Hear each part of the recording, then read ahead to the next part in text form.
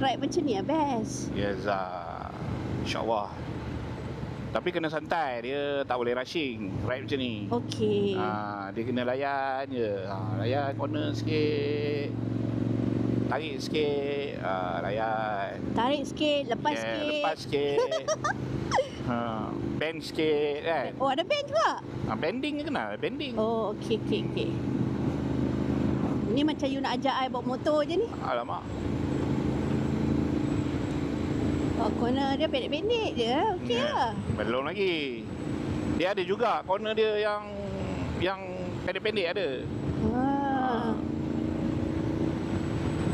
Menarik. Ni view depan ni cantik kot rasanya. Oh ya? Kita tengok. Jalan cantik okey. Jalan okey, tak ada masalah. Jangan jalan buruk je, jalan cantik macam ni okey.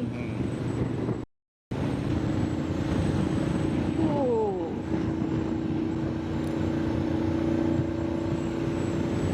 Membelah bukit. Yes,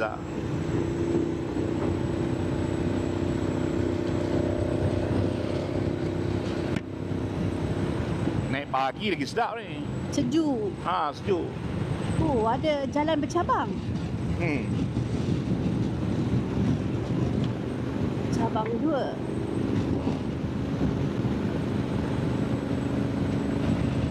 Dengan pokok-pokok dia cantik, dia kehijauan dia. Nice. Wow, nice. Biasalah, kita first time naik sini. Tapi tak ramai orang pun. Macam mana tak ramai? Lalu depan dulu. Tutup kubu baru. Iyalah. Lalu depan ni. Ni Kuala Kubu baru. Empangan Sungai Selangor. Empangan Sungai Selangor. Nice, bye. Dia punya empangan. Okey tak? Okey. Siap ada kopi-kopi dekat situ. So boleh kopi-kopi. You nak turun ambil video ke? Tak ada. Boleh je. Jom. Mana? Jom kita tengok apa yang ada dekat sini. Saya pun first time sampai sini. Tak pernah sampai lagi.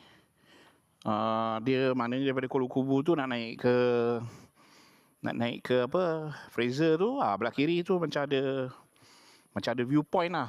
Kalau kat sini viewpoint lah. Okey juga, menarik tak?